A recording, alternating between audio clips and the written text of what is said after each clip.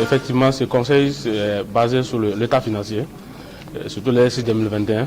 Mais avant de parler de ça, je voudrais d'abord remercier les autorités de transition pour nous avoir donné vraiment la possibilité aujourd'hui de venir ici.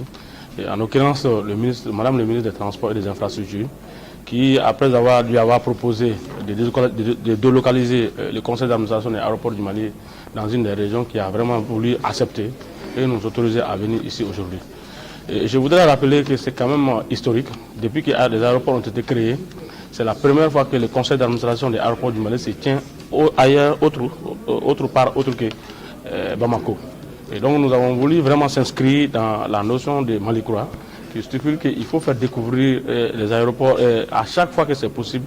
Il faut faire découvrir, valoriser les autres édifices de l'État. Raison pour laquelle nous sommes ici aujourd'hui. Et aussi, ça va permettre également aux administrateurs qui n'ont jamais eu la chance de venir voir ce qui se passe dans les autres aéroports, vraiment de venir découvrir les difficultés que nous rencontrons tous les jours par rapport à la gestion de ces aéroports-là. Le choix est tombé sur CAI, c'est aussi simple que ça, parce que CAI est un aéroport susceptible d'accueillir des vols internationaux, et surtout des vols venant de l'Europe.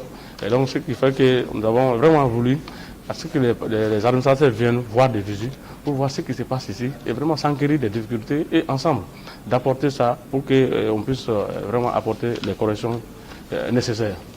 Et donc ce qui nous amène donc dans le vif de notre sujet qui est effectivement aujourd'hui basé sur l'état financier, et surtout l'exercice 2021, ce qui s'est passé.